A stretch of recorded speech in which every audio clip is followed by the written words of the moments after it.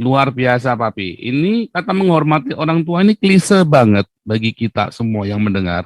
Mau orang percaya Tuhan, nggak percaya Tuhan, orang ateis, orang Kristen, orang agama apapun, katanya menghormati orang tua. Tapi nampaknya banyak sekali karena ini saking klisenya, maka kata menghormati orang tua ini bukan menjadi kehidupan kita lagi, tetapi hanya sekedar di mulut. Dan orang tua pun yang jadi orang tua seringkali tidak bisa dihormati yang menjadi orang tuanya. Ya, dan itu luar biasa sekali ya. Jadi kedua belah pihak. Itulah sebabnya pemulihan pertama kali sebelum Yesus datang adalah bagaimana anak-anak bisa kembali kepada bapaknya dan bapak kembali dan hati bapak kepada anaknya. Nah, dan yang kedua, di kalangan kita orang Kristen, banyak sekali orang-orang yang lebih merawat Pak Pendetanya dan bahkan mengeluarkan uang yang besar sekali untuk organisasi gerejanya dibandingkan untuk merawat orang tuanya. Aduh, Wah, ini tajam sekali, ini nyelekit. nyelekit pokoknya. Tetapi ini serem sekali nih, Papi, karena hari-hari ini ada fenomena-fenomena itu dan saya sangat sedih sekali ketika teman-teman ada banyak sekali teman-teman orang-orang lansia ya cerita-cerita. Makanya tiap pagi kami doa fajar itu adalah berdoa bagi orang tua lanjut usia yang ditelantarkan oleh anaknya. Oh, padahal anaknya ini pelayan Tuhan loh. Anaknya aktivis gereja loh. Tapi orang tuanya itu ke gerejanya ya sampai hujan-hujanan naik becak, pendetanya dibelikan mobil. Wah, itu serem sekali itu. Nah, itu terjadi di kota-kota besar tuh, Papi, dan di kota-kota kecil juga. Nah, makanya kita hari ini kita mau belajar sebenarnya bagaimana sih menghormati orang tua ini. Karena kata ini begitu klise dan bagi seorang anak yang penting sudah sampai buat mereka yang penting sudah ngasih makan orang tuanya, ya sudah. Nah, atau saya nggak pernah marah-marahin orang tua saya kok, nggak pernah bentak-bentak. Ya, tetapi ada banyak sekali wah ini saya lihat dengan mata kepala sendiri ya, dengan seorang penatua di gereja, mertuanya pun dibentak-bentak, mertuanya pun dibentak-bentak, saya sampai kaget. Wah ini penatua, ini majelis gereja. Nah, artinya sayang sekali ya kalau saya ngelihat pendeta tidak menghormati orang tua, saya memang belum pernah lihat. Kebetulan semua hamba Tuhan yang saya temui kok ya menghormati orang tuanya dan tetapi ya kadang-kadang pendeta-pendeta ini juga nggak dihormati sama anak-anaknya sendiri. Entah apa yang diajarkan kepada anak-anaknya. Tapi itu terjadi ya dalam kehidupan kita sehari-hari, masalah-masalah ini, masalah yang sebenarnya klise, tetapi itu sebenarnya kunci dari semua berkat-berkat. Makanya nggak heran. Ya kadang-kadang kalau kenapa orang baik kok umurnya pendek? Nggak mungkin. Karena firman Tuhan bilang supaya lanjut umurmu di bumi dan diberkati.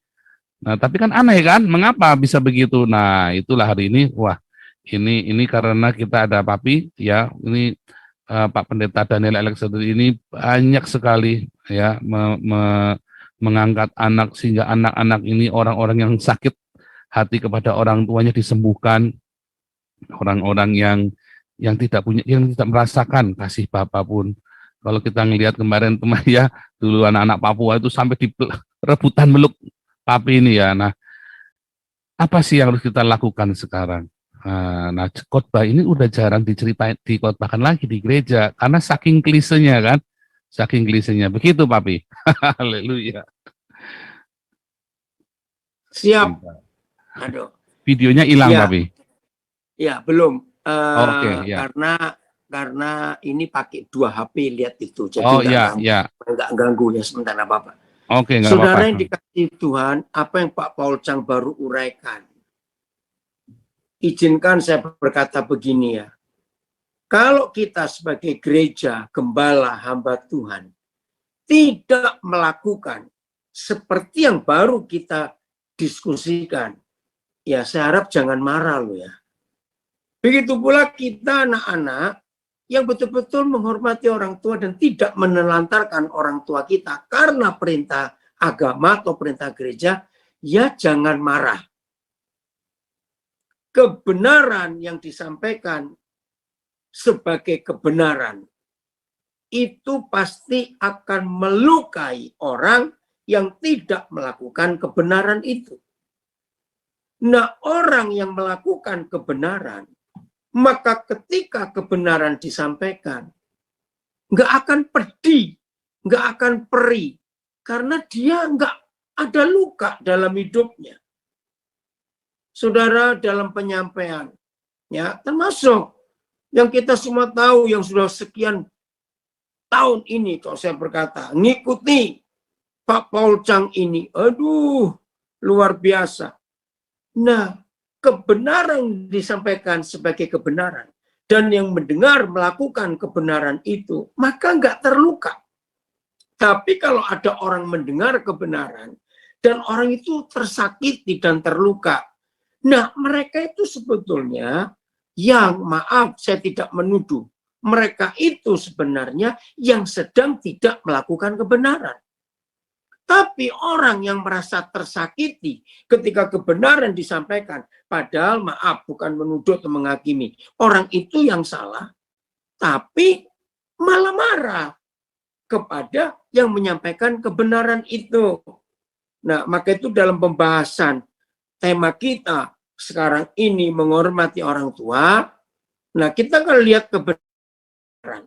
Jadi kalau ada gembala, ada murid Yesus yang mendengar kebenaran ini dan menjadi pelakunya, pasti tidak akan ya terluka dan tersakiti, karena itu kebenaran. Oke, sekarang saya pindah. Ini ada yang sudah komen, kok wajah saya tidak kelihatan.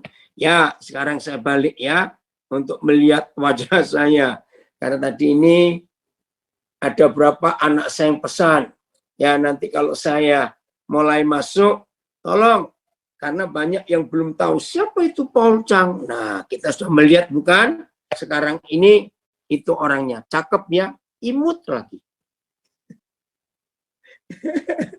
Maaf, ada yang tertawa itu. Maaf. Oke, sekarang mari kita belajar untuk mengerti bagaimana cara kita menghormati orang tua. Ya, Pak Paul imut, betul. Oke. Kita baca Matius 15, ya. Injil Matius pasal 15, mulai ayat yang pertama. Oke. Matius 15 mulai ayat yang pertama. Judulnya Perintah Tuhan dan Adat Istiadat Yahudi. Ayat 1. Kemudian datanglah beberapa orang Farisi dan ahli Taurat dari Yerusalem kepada Yesus dan berkata, ya, mengapa murid-muridmu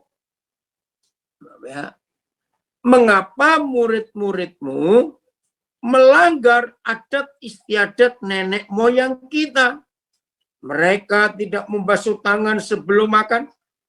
Tetapi jawab Yesus kepada mereka, mengapakah kamu pun melanggar perintah Tuhan demi adat istiadat nenek moyangmu? Weh, marah. Oke, terima kasih. Yang di Zoom ditayangkan dari Markus 7. Tidak apa-apa, sama ya. Terus saya masih baca di Matius 15. Saya ulangi ayat 3. Tetapi jawab Yesus kepada mereka, mengapa kamu pun melanggar perintah Tuhan dan adat istiadat nenek moyangmu? Sebab Tuhan berfirman, hormatilah ayahmu dan ibumu. Dan lagi, lihat, dan lagi, siapa yang mengutuki ayahnya atau ibunya pasti dihukum mati. Ini hukum Taurat yang ditulis oleh Musa. Nah, terus ayat yang kelima. Tetapi kamu berkata, barang siapa berkata kepada bapaknya atau kepada ibunya, apa yang ada padaku yang dapat digunakan untuk pemeliharaanmu, ini yang mengerikan sekali. Ini yang dari awal tadi Pak Paul Chang katakan.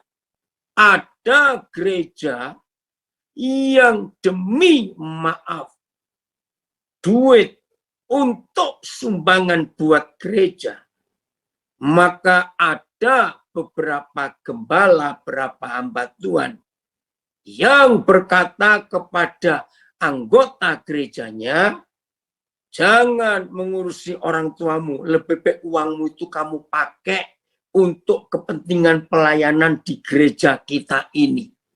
Wih, ini menyedihkan sekali. Dan ternyata itu sudah ada ribuan tahun yang lalu. Maka itu lihat, ini yang Tuhan Yesus katakan dan marah. Jadi ketika orang-orang Yahudi itu menelantarkan orang tuanya, karena di bait suci lagi perlu duit banyak untuk pembangunan, untuk ini, untuk itu. Lalu Tuhan Yesus tegur mereka. Saya baca lagi ya, penting, ayat 5. Tetapi kamu berkata, barang siapa berkata kepada bapaknya atau ibunya, kepada ibunya, apa yang ada padaku yang dapat digunakan untuk pemeliharaanmu, yang seharusnya anak ini berbakti pada orang tua dan uangnya anak-anak ini untuk orang tuanya, seharusnya dikatakan sudah digunakan untuk persembahan kepada Tuhan. Wih, ngeri sekali. Terus, ayat 6. Orang itu tidak wajib lagi menghormati bapaknya atau ibunya karena merasa uangnya sudah dipakai untuk kepentingan gereja.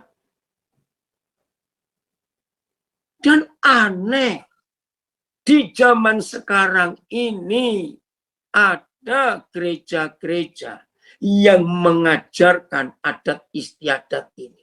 Jadi kalau itu untuk jatah keperluan ayah ibumu, jangan dikasih.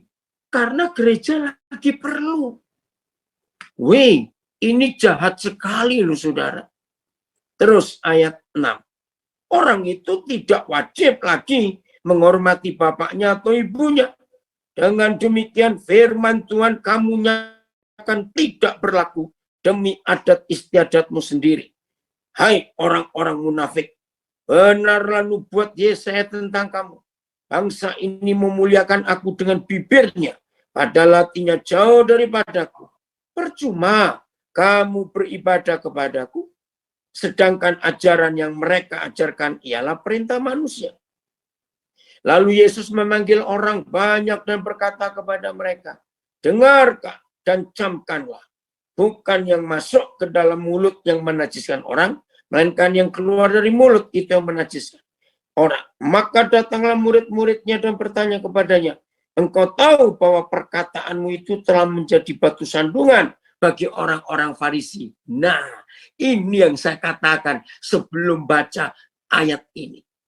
Kalau kebenaran itu disampaikan sebagai kebenaran dan ada orang-orang yang terluka, yang merasa tersakiti, itulah yang sedang melawan kebenaran yang disampaikan itu. Kalau kita sudah melakukan kebenaran dan disampaikan kebenaran yang begitu tajam, kita nggak perlu tersakiti karena kita ada di dalam kebenaran itu. Saya harap saudara mengerti kebenaran ini. Nah, ternyata murid-murid Tuhan Yesus pun menegur Tuhan Yesus. Kalau istilah saya sehari-hari gini, ini istilah Jawanya. Tuhan Yesus, mbok yao. Ini istilah Jawa. Mbok yao. Kalau ngomong itu jangan pedis-pedis. Yang biasa, dan itu kan menyakiti orang-orang Farisi. Nah, ketahuan. Farisinya itu yang sakit. Maaf, saya harus ngomong. Di zaman seperti ini, ketika kebenaran yang benar disampaikan sebagai kebenaran, dan kalau ada di antara kita terluka, maaf saya berkata, kitalah yang merasa terluka itu Farisi akhir zaman. Nah, kalau ada yang marah dengar kalimat ini, makin ketahuan yang marah itulah Farisinya. Ayo kita belajar. Saya ulangi lagi, ini hebat sekali. Maka datanglah murid-muridnya dan bertanya kepadanya, engkau tahu bahwa perkataanmu itu telah menjadi batu sandungan bagi orang Farisi. Apa jawab Yesus? Lihat ini. Jawab Yesus. Setiap tanaman yang tidak ditanam oleh Bapakku yang di surga akan dicabut dengan akar-akarnya. Biarkanlah mereka itu. Mereka orang buta yang menuntun orang buta. Jika orang buta menuntun orang buta, pasti keduanya jatuh ke dalam lubang. Lalu Petrus berkata kepadanya, jelaskan perumpamaan itu kepada kami. Jawab Yesus, kamu pun masih belum dapat memahaminya. Tidak tahukah kamu bahwa segala sesuatu yang masuk ke dalam mulut, turun ke dalam perut, lalu dibuang di jamban. Tetapi apa yang keluar dari mulut, berasal dari hati, dan itulah yang menajiskan orang. Karena dari hati timbul segala pikiran jahat, pembunuhan, perzinahan, percabulan, pencurian, sumpah palsu, hujat, itulah yang menajiskan orang. Tetapi makan dengan tangannya tidak dibasuh, tidak menajiskan orang. Saudara, dari sini kita bisa mengetahui. Satu-satunya negara di dunia ini yang pemerintahnya melarang di negara itu ada panti jompo, ada rumah jompo. Orang Belanda bilang Bejaardenhuis. Ya, kalau Jerman apa ya? Rumah jompo, Altersheim. Itu bahasa Jermannya. Hanya Singapura. Perdana Menteri Lee Kuan Yew membuat undang-undang di Singapura tidak boleh ada rumah untuk orang tua dititipkan. Tidak boleh.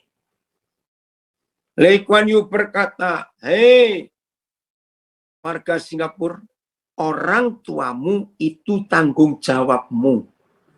Bukan tanggung jawab negara, pemerintah, walaupun kamu bisa bayar untuk nitipkan orang tuamu. Saya salut kepada Lee Kuan Yew. Maka itu sampai hari ini Singapura nggak pernah ada rumah jompo. Karena orang tua tanggung jawab anak-anaknya. Bahkan Lee Kuan Yew menekankan, kita tahu Lee Kuan Yew taat kepada ajaran Konghucu. Kita tidak ada kita sekarang. Kalau nggak ada papa mama kita. Nah itu konsepnya. Jadi kalau mereka sudah tua, jangan sia-siakan. Kalian anak-anak yang bertanggung jawab. Nah ini kan menyedihkan. Tiba-tiba ada gereja yang mengajar. Ketika gereja perlu uang untuk renovasi AC, renovasi kamar mandi, toilet, renovasi kursi, karpet, maaf. Untuk beli alat musik, sound system, maaf. Lalu ada gereja berani berkata, jangan beri ke orang tuamu, kasih ke Tuhan dulu. Wow, itu jahat. Jadi kita harus sadar tugas ini. Nah, saya lupa di ayat mana. Dalam peristiwa ini saya lupa. Tolong ya kalau ada yang ingat, ingatkan saya. Akhirnya Tuhan Yesus berkata soal perpuluhan. Gara-gara orang-orang Farisi ini melarang jemaat Yahudi untuk ngurus orang tuanya. Nah Tuhan Yesus berkata tentang perpuluhan. Tapi dia bukan merintah kita memberi perpuluhan. Tuhan Yesus hanya ngomong. Kalau perpuluhanmu, kalau orang tuamu perlu, tapi kamu berkata, ya uang mereka sudah kami berikan sebagai perpuluhan di gereja, salah. Saudara, ini kebenaran yang hebat sekali. Maka itu, kalau hari ini kita belajar bersama-sama tentang konsep ini, puji Tuhan. Tuhan membawa kita, Tuhan mengingatkan kita untuk kita tetap bertanggung jawab untuk orang tua kita. Berbahagialah anak yang masih ditungguin orang tuanya sampai hari ini. Karena di akhir zaman ini kejahatan luar biasa. Setan merusak hubungan orang tua dengan anak dan hubungan anak dengan orang tua dirusak oleh si jahat. Lihat berita-berita terakhir. Orang tua belum meninggal. Anak-anak sudah rebutan warisan. Aduh, menyedihkan. Berapa kali di Indonesia terjadi? Anak memperkarakan orang tuanya ke pengadilan gara-gara warisan. Wih, jahat sekali kalau bicara soal uang itu. Nah, dari sini kita belajar bagaimana Tuhan Yesus mengajarkan hukum yang luar biasa ini. Keluaran 20 ayat 15. Kita semua tahu ini salah satu hukum dari 10 hukum yang Tuhan berikan kepada bukan cuma Israel, kepada dunia. Ya. Keluaran 20 ayat yang ke 12, bukan 15 saya salah. Ya, Keluaran 20 ayat 12. Hormatilah ayahmu dan ibumu. Hormatilah. Supaya, terima kasih Tuhan, lanjut umurmu di tanah yang diberikan Yahweh Tuhanmu kepadamu. Ini hukum yang kelima. 5 ya. 6, 7, 8. Ya. Hormati ayahmu dan ibumu. Supaya lanjut umurmu di tanah yang diberikan Yahweh Tuhanmu kepadamu. Hukum ini yang kita harus hormati. Kalau saudara melihat ya video-video pendek tentang berbaktinya anak kepada orang tua yang sudah viral di YouTube, di apa saja sosial media. Saudara tahu nggak? 90 sekian persen video-video pendek tentang anak-anak yang menghormati orang tua atau anak-anak muda yang punya hati untuk menolong orang tua lain yang terlantar. Saya harap sudah ngerti maksud saya. Banyak itu berseliweran di sosial media. 90 sekian persen. Video itu dibuat di Tiongkok. Hebat. Pernah nggak saudara menyadari ada kesamaan ya antara hukum Taurat dengan pelajaran dari Konghucu? Ada kesamaan, saudara. Sampai hari ini memang belum ada bukti siapa yang menemui siapa. Antara orang-orang Yahudi dengan Nabi Konghucu, ini siapa yang nemui siapa. Tetapi di dalam hukum etika yang diajarkan oleh Konghucu, 90 sekian persen itu sumbernya dari Taurat. Karena kalau kita lihat waktu antara Musa dengan Nabi Konghucu, kan ada tenggang waktu yang cukup jauh. Banyak. Bahkan, saudara, yang bisa huruf Mandarin, tapi yang tradisional, bukan yang diperbarui. Nah, ini sebabnya. Mengapa sejak pemerintahan yang terakhir di Tiongkok, maka mereka merubah ya yang tradisional menjadi yang modern, dan itu banyak yang dikurangi ya cara menulisnya. Ternyata tujuannya ketika pemerintah komunis tahu ada sekian banyak huruf Mandarin itu yang sangat alkitabiah. Wih, luar biasa. Ada banyak di Google juga. Ya, salah satu hamba Tuhan dari Singapura ya, yang menulis punya banyak episode, ya, di YouTube ada. Itu Kong Hee, ya, dari City Harvest Church. Cara cari. Kong Hee itu punya banyak video tentang hebatnya huruf Mandarin yang tradisional. Ternyata dicocokkan dengan Alkitab. Hebat sekali. Ya, cari. Saya nggak bahas ini karena juga saya tidak mengerti banyak. Nah, salah satu lagi yang mengagumkan saya ya, kalau saudara melihat tempat ibadah, ya, Konghucu. Nah, bedakan. Konghucu itu etika, ya, bukan agama. Ya, tapi di Indonesia jadi agama nggak apa-apa. Lalu muncul Taoisme, ya, dan itu beda. Tapi yang unik, rumah ibadah yang didirikan oleh Konghucu dengan rumah ibadah yang didirikan oleh pengikut Taoisme. Itu prinsipnya persis seperti tabernakel Musa. Ya, Tao Te Ching. Ya. Saudara lihat, prinsipnya itu seperti tabernakel Musa. Coba sesekali yang baru pertama kali dengar apa yang saya sharingkan ini, besok cari kelenteng, ya, cari vihara. Lihat yang ditulis oleh Musa itu dilakukan. Ya, ini ada anak saya dari Nabire nulis. Salah satu keberhasilan seorang anak adalah ketika seorang anak bisa membuat orang tua setiap saat tersenyum. Makasih nak, kamu menulis itu.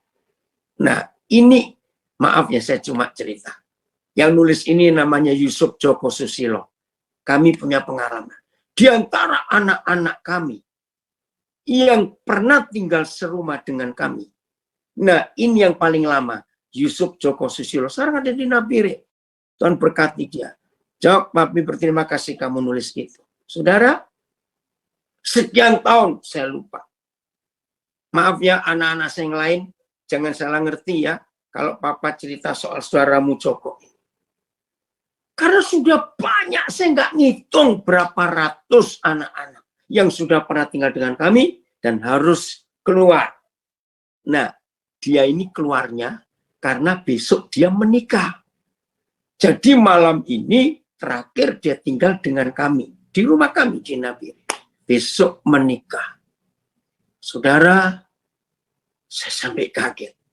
Itu pertama kali setelah kami pulang dari pemberkatan nikah, saya tiba di rumah, saya itu kaget, saudara. Saya tiba-tiba seperti kehilangan sesuatu. Ada rasa sedih sekali. Saya heran, kenapa ini? Oh, saya baru sadar. Anak ini sudah keluar rumah karena menikah. Saya sampai kaget. Makasih ya, Jok. Untuk kamu tinggal dengan kami, kamu luar biasa. Perhatiannya kepada kami. Walaupun bukan orang tua kandung. Tapi hebat sekali. Ini pertama kali saya merasa kehilangan. Maka itu saya bisa membayangkan kalau ada orang tua kandung menikahkan anaknya, lalu anaknya keluar rumah. Wajar. Ada rasa kehilangan itu. Nah, saya kembali. Saudara, kalau kita lihat tabernakel Musa, ada halaman dibagi dengan 3 bagian. Halaman, ini tabernakel Musa dulu ya. Lalu ruang kudus, baru yang ketiga ruang maha kudus. Ternyata kelenteng atau vihara, ajaran Konghucu dan ajaran Taoisme sama. Di halaman itu ada mezbah bakaran untuk membakar semua korban. Ternyata di semua kelenteng dan vihara sama.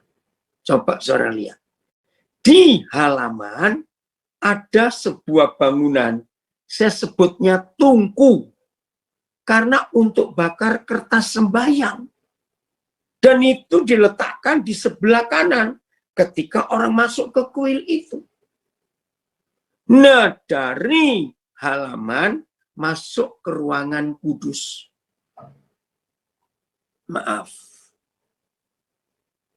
Oke.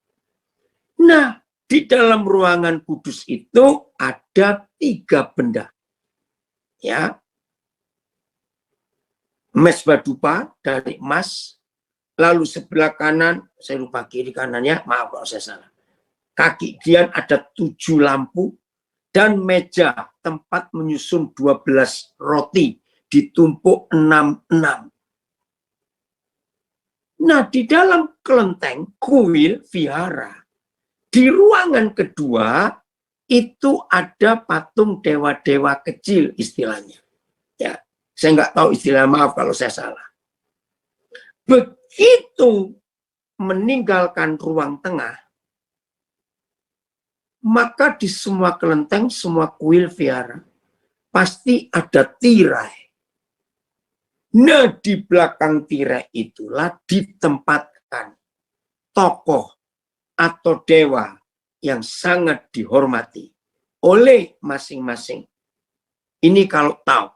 Kalau Konghucu beda ya di dalamnya. Ternyata sama. Itu ruangan Maha Kudus. Nah, ini pemikiran saya. Ini siapa yang ketemu siapa ya?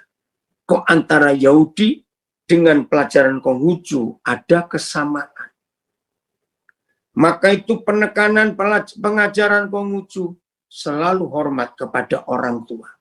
Bahkan ditambahkan sampai sudah meninggal pun harus anak itu hormat kepada orang tuanya.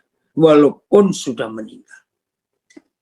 Nah, dari sini kita melihat betapa hebatnya Taurat ini yang mempengaruhi dunia sampai hari ini. Pengajaran ini, firman ini, saya harap saudara mengerti ya, mulai sekarang ini. Bagaimana korelasinya, hubungannya antara Taurat Musa dengan hukum ini. Woi, ada yang komen bagus. Saya mau baca ini di Zoom. Ya.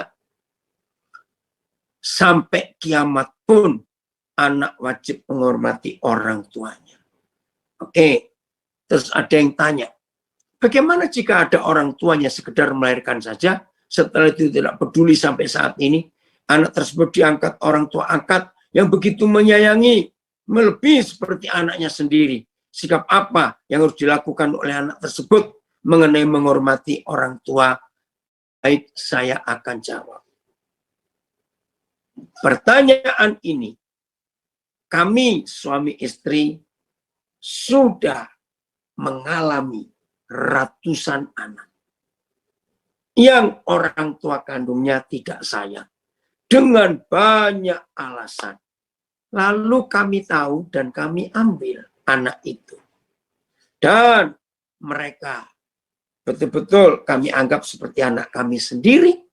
Saudara, saya kuliahkan. Nah, saya nggak tahu siapa pernah punya pengalaman seperti saya. Karena begitu banyak anak yang Tuhan titipkan kepada kami. Saudara, kami ini punya pengalaman unik. Yaitu melamar anak orang. Dan uniknya lagi, puluhan suku, budaya, dan tradisi kami sudah hadapi melamar anak orang dari suku-suku yang berbeda. Luar biasa. Jadi kami ini kaya. Dalam tradisi Batak kami tahu, Batak Karo tahu, Batak Toba tahu. Ya, tradisi Nias kami tahu, tradisi Jawa, Toraja, banyak suku. Suku Dayak itu berapa banyak yang kami pernah melamar. Dari Timor, dari Maluku, dari Papua. Wih, keren. Jadi senang. Ini tadi sore dapat berita lagi. Nanti saya mau melamar. Anak saya ini yatim piatu, orang Nias dari Medan. Bertemu dengan calon istrinya, orang Jawa. Tapi sudah nggak punya ayah. Jadi sore kami berunding. Kapan lamarannya?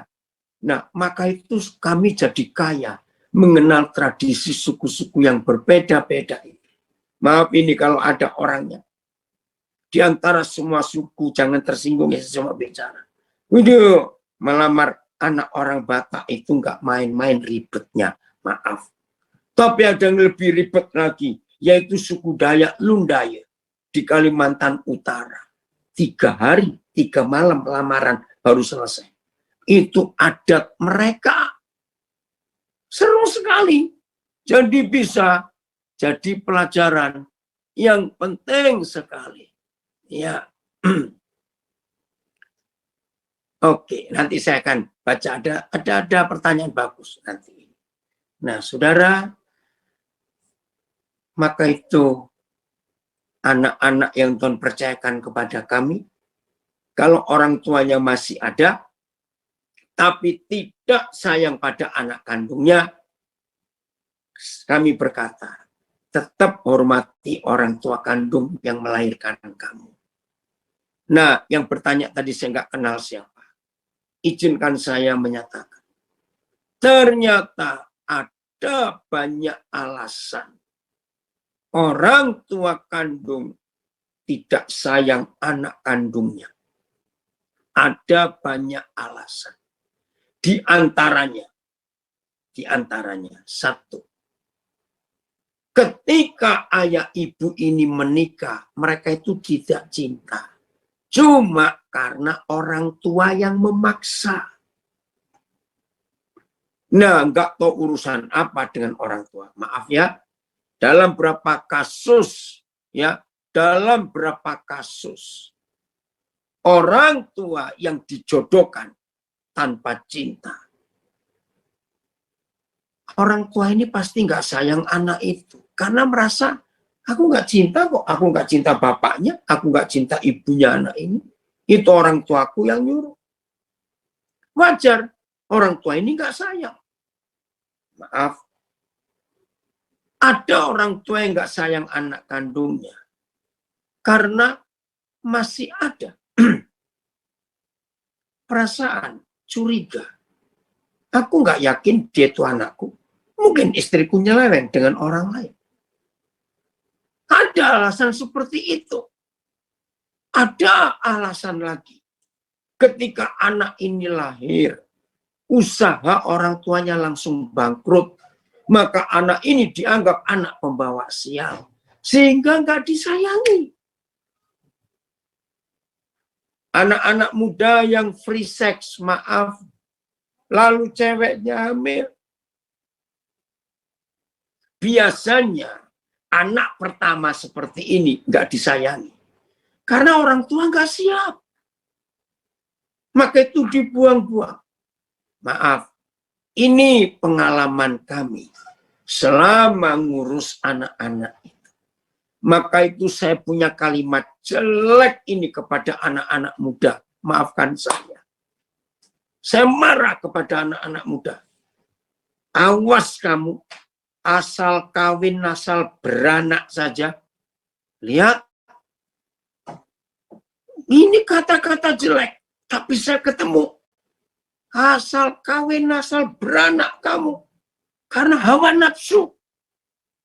Nge-seks, maaf. Tiba-tiba hamil. Anak itu jadi korban. Karena papa mama belum siap. Kenapa kamu nongol? Waduh, ini kurang ajar betul. Nah, dari sini saudara kita belajar. Orang tua ini gak sayang anak itu. Bersyukur. Sungguh. Kami suami istri sangat bersyukur diberi kepercayaan Tuhan untuk menemukan anak-anak yang tertolak dengan model alasan apapun juga. Maka itu bagi orang yang kenal kami ini bahagia sekali. Karena mau kemana saja, dari kota besar sampai kota kecil, sampai kampung, sampai desa. Puji Tuhan. Kami pasti ada anak di situ. Maka itu kami tidak pernah kesulitan, suruh kemana saja, termasuk luar negeri. Ada anak-anak. Aduh, ini anak saya Ustadz Al Yudin.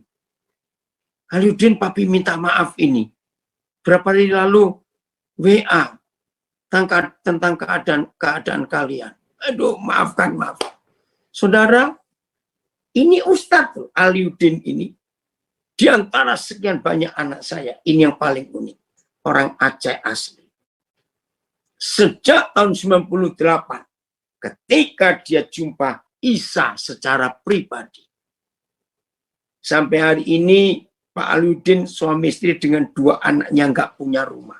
Jadi keliling saja, siapa yang ngundang yaitu rumahnya. Hebat. Maaf, nanti Bapak akan bahas. BA. Nah, jadi pengalaman ini. Jangan asal kawin, asal beranak. Kayak si kaki 4 itu. Awas kamu. Lalu anak itu kamu buang-buang. Awas. Ayo, kita jadi papa mama buat mereka. Nah, ini anak kami yang orang Kupang, orang Timur. Ada di Solo. Febio, terima kasih. Dia nulis, we love you, Pap and Mom. Terima kasih. Nah, jadi kita harus melihat. Ada alasan-alasan tertentu orang tua buang anak kandungnya. Udah, kita nggak usah memaksa orang tua itu. Bahkan tadi, waktu siang, ya saya bertemu dengan Frankie Siombing, ya bertemu dengan komunitasnya, komunitas Kayu Jati. Nah, saya sharing. Ya, nanti bulan depan saya mau ke Amerika. Itu tujuan pertamanya. Saya akan ngantar salah seorang anak yang Tuhan berikan kepada kami. Dia lahir di Amerika, tapi orang tuanya asli Surabaya. Tapi rusak keluarga orang tuanya, anak ini terpisah sejak umur 3 tahun lebih sampai umur hampir 17 tahun kurang berapa bulan. Baru ketemu ayah ibunya lagi. Ajaib. Nah, karena dia lahir di Amerika, lalu dia punya paspor Amerika dan dia balik ke Amerika. Nah, bulan depan dia diterima untuk masuk Angkatan Udara Amerika, US Air Force. Nah, dia minta, karena kami papa mamanya buat dia, Pak, antar saya, supaya saya masuk ke Air Force. Aduh, saya bangga sekali bisa seperti itu. Nah, yang sudah, ketika pertama kali anak ini ketemu ayah kandungnya, karena mamanya masih di Amerika, ayah kandungnya ada di Nabire bersama dengan saya, dengan kami, yang tadinya kami nggak tahu. Begitu ketemu, anak ini kontak saya, Pak, saya manggil apa ya kepada papa biologis saya? Karena nggak pernah ketemu. Bayangkan. Dan pertama kali papa dan anak kandung ini tidur sekamar di tempat tidur kami, karena waktu itu kami nggak di Jakarta. Waktu papanya mandi, anak ini telepon saya, Pak, dia manggil Dedi akhirnya kepada papa biologisnya, Pak, kok kaku ya aku dengan Dedi? Aduh, saudara, ya bagaimana nggak kaku? Sejak di umur 3 tahun lebih terpisah, dan baru malam itu ketemu bapak biologisnya. Iya, Terry, ini anak saya dari Jerman. Betul, dia akan masuk Air Force. Kontak dia. Ya, ini anak saya lagi, ya, yang ada di Jerman. Oke, saya mau baca, ada, oke ya, ada yang tanya tadi, ini bagus sekali. Padahal saya sering melawan orang tua karena saya sering disuruh ngepel, cuci piring, dan lain-lain.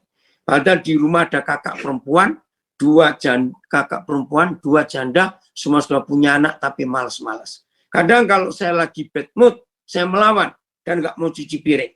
Tapi kalau saya sedang rajin, apapun saya kerjakan. Apakah saya dosa kalau membentak orang tua saya ketika saya bilang, anak mama kan bukan saya saja. Kenapa saya terus yang disuruh? Dan kata-kata saya kalau lagi capek keluar kata-kata kotor. Saya hormat kepadamu. Saya nggak baca namanya ya, yang tanya.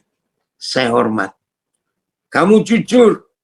kamu gentleman bisa membuka dalam tanda kutip aibmu di forum umum ini.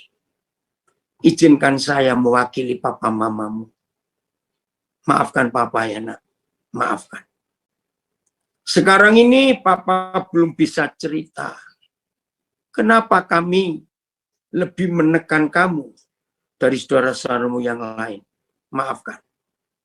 Tapi hari ini, kalau kamu ada di forum umum ini, dan kamu berani bertanya seperti ini, papa respect. Kamu anak yang hebat. Izinkan papa bicara kepada kamu tentang satu kesaksian. Ya, ya. Nah, nggak tahu Paul tahu nggak siapa yang bertanya ini di Zoom ya? Dengar. Ada satu kesaksian. Seorang anak yang dibuang oleh orang tua kandungnya, lalu opanya, kakeknya yang merawat dia. Ya. Nah, opanya ini strict pendidikannya. Strength. Kalau orang Jawa, orang Belanda bilang, woi, kayak militer. Lampu nggak dimatikan, dia keluar dari kamar, opanya tegur. Colok HP nggak dipakai, charger nggak dilepas, marah.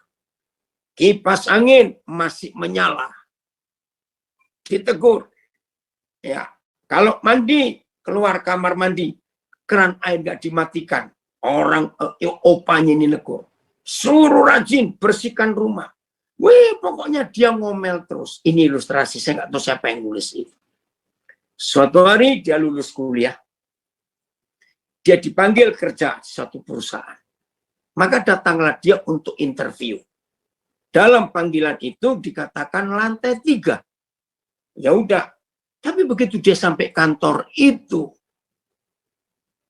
loh, kok sepi? Ya di lantai pertama kosong. Satu meja aja nggak ada. Ini ada hamba Tuhan dari Palangkaraya. Kalau dengar pengajaran ini, jadi ingat pelayan Tuhan, Oba Jarawan. Ya yo, ingat koden didikannya. Aduh, dengar ya. Begitu dia masuk, wih, dia lihat kok berantakan. Ya, lampu masih menyala, ya. Terus dia pokoknya lihat yang nggak beres itu, dia beresin. Pas dia mau naik lift, ternyata ada tulisan lift rusak. Maka dia pakai tangga. Sampai lantai 2 dia kaget, kipas angin masih menyala. Ya ada tempat sampah tergeletak, dia betulin. Ya, terus dia dengar suara kericik-kericik air di toilet lantai 2. Dia masuk, dia matikan. Lift lantai 2 juga sama rusak. Maka dia naik tangga ke lantai 3. Begitu sampai lantai 3, kosong juga. Dia sampai mikir, apa aku ini salah? Tapi dia lihat ada satu pintu dan ada nomornya. Nah, nomor pintu itu ada di surat panggilan interview. Maka dia ketok. Begitu dia ketok, seorang dengan pakaian rapi, dan dia tahu ini pasti manajernya. Begitu dibuka pintunya, langsung manajer ini memberi jabatan tangan. Selamat, Anda diterima bergabung di perusahaan kami. Dia kaget, nggak mungkin, nggak mungkin. Saya belum diinterview. Bahkan Bapak tidak sempat melihat CV saya, melihat semuanya. Nggak perlu. CCTV kami pasang sejak di lantai dasar. Dan kami ngikuti apa yang Anda lakukan. Hal-hal kecil yang sepele. Perusahaan ini perlu orang seperti Anda yang bisa bertanggung jawab untuk perkara-perkara kecil. Saudara, dalam kisah itu, dia menangis. Dan kalimat pertama yang dia keluarkan, Opa, terima kasih. Opa mendidik saya sejak kecil. Ternyata saya diterima di perusahaan ini tanpa interview, tanpa apa-apa. Karena didikan Opa. Luar biasa. Saudara, maka itu mari mulai hari ini kita hidup. Hormati. Itu dia Oh, ada yang tanya lagi, maaf ini pertanyaan aneh. Kedua orang tua saya sudah meninggal. Bagaimana saya seharusnya bersikap terhadap mereka? Nah, sudah nggak perlu lagi karena sudah meninggal. Saya mau bacakan ayatnya untuk yang sudah meninggal. Pengkhotbah pasal 9, ya. Pengkhotbah pasal 9. Setelah kitab Amsal itu ada kitab Pengkhotbah. Pengkhotbah pasal 9 mulai ayat yang keempat, ya, sampai yang keenam. Jadi kalau orang tua sudah meninggal, nah ini beda dengan pelajaran Konghucu, ya. Ini. Tetapi siapa yang termasuk orang hidup mempunyai harapan. Karena anjing yang hidup lebih baik daripada singa yang mati. Karena orang-orang yang hidup tahu bahwa mereka akan mati. Tetapi orang yang mati tidak tahu apa-apa. Tak ada upah lagi bagi mereka. Bahkan kenangan kepada mereka sudah lenyap. Baik kasih mereka maupun kebencian dan kecemburuan mereka sudah lama hilang. Dan untuk selama-lamanya tidak ada lagi bagian mereka. Perhatikan, yang bertanya, untuk selama-lamanya tidak ada lagi bagian mereka dalam segala sesuatu yang terjadi di bawah matahari. Jadi ini bedanya pelajaran Konghucu dengan Taurat Tuhan. Jadi nggak apa-apa kalau orang tua sudah meninggal. Ya, oke, ada berita saya nggak perlu baca. Ya, ada yang tanya lagi, selamat malam Pak Daniel, saya punya pengalaman dengan mama saya. Berdosakah saya ketika mama masih kuat sehat, saya jarang komunikasi, tapi hubungan baik. Namun saat mama saya sakit, stroke, sampai meninggal saya yang rawat, dan urus sampai mama meninggal dan mama Yesus. Oh, enggak salah, justru itu bagus. Ya, kesempatan terakhir, mama masih merasakan kasih sayang anak ini. Pastor Daniel, bagaimana kalau seorang anak sudah menjalin hubungan dengan kekasihnya kurang lebih 2 tahun, tapi orang tua tetap tidak setuju dan meminta anak tersebut akhiri masa pacaran dan mengikuti pilihan orang tuanya? Nanti saya akan jawab di bagian terakhir. Ya. Oh ya, ini ada yang komen soal Pak Aliudin. Betul, Pak Daniel salut sama para hamba Tuhan yang rela melayani sampai ke pegunungan pedalaman. Seperti Pastor Aliudin. Betul, hamba Tuhan ini luar biasa. Oke ya, jadi mulai hari ini, ayo semua kita menyadari konsep ini. Oke, sekarang tentang orang tuanya. Ya, saya punya konsep tentang ayat ini. Kalau berbeda dengan saudara nggak apa-apa. Efesus 6 ayat 1. Ya, Efesus 6 ayat yang pertama. Ya. Ini ayat yang terakhir. Ya. Nanti kita akan ada pembahasan. Efesus 6 ayat yang pertama. Nah, termasuk pertanyaan terakhir tadi. Hai anak-anak, taatilah orang tuamu di dalam Tuhan. Karena haruslah demikian. 2 sekalian. Hormatilah ayahmu dan ibumu. Ini adalah suatu perintah yang penting. Seperti yang nyata dari janji ini. Supaya kamu berbahagia dan panjang umurmu di bumi.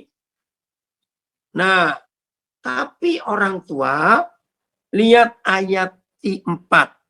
Dan kamu, bapak-bapak, janganlah bangkitkan amarah di dalam hati anak-anakmu.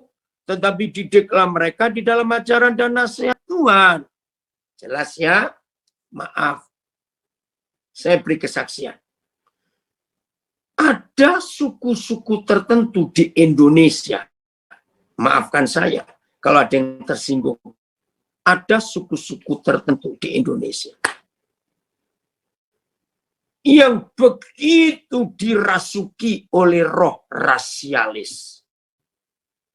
Suku-suku ini tidak akan suka kalau anak mereka mau menikah dengan suku lain.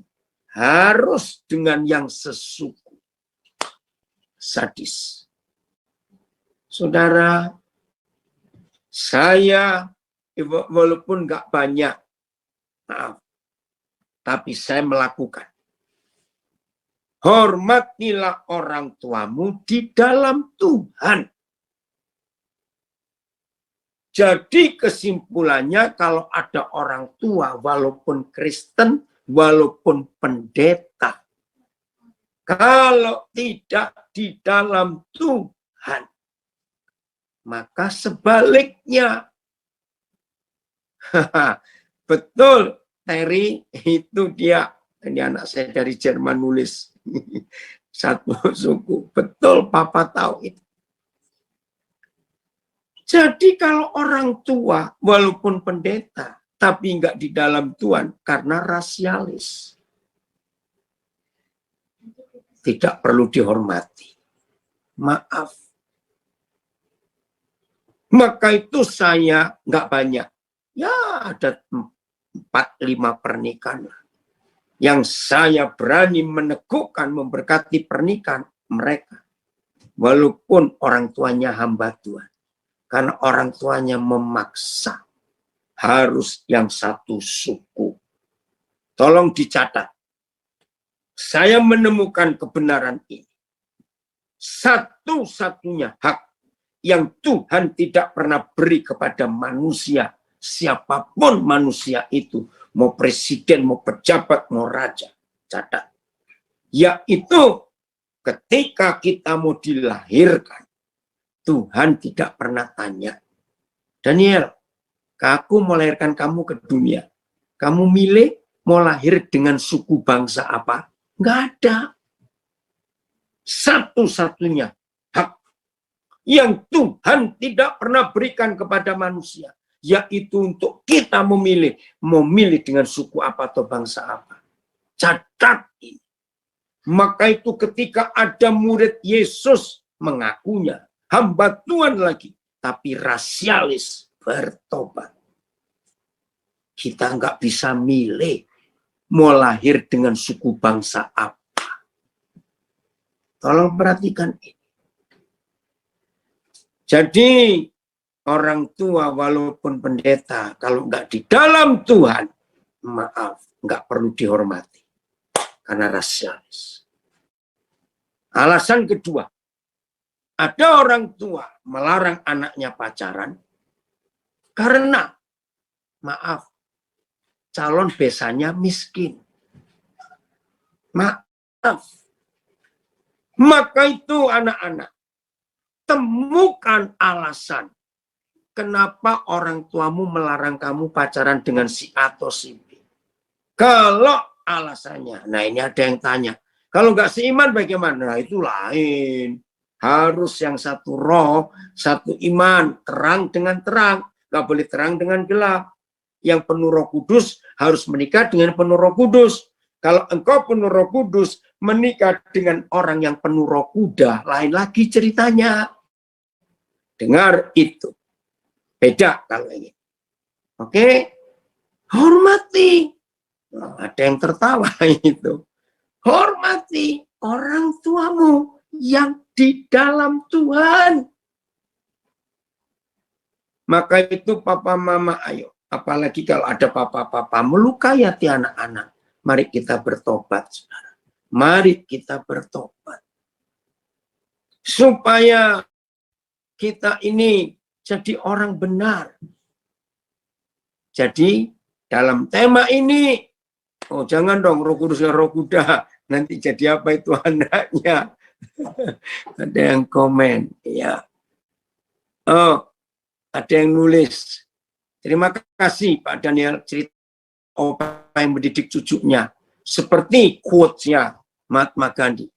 Your thoughts, pikiranmu, cara berpikirmu, become your word. Become menjadi kata-katamu. Your word, kata-kata kita. Become your behavior. Menjadi sikap kita. Tingkah laku kita.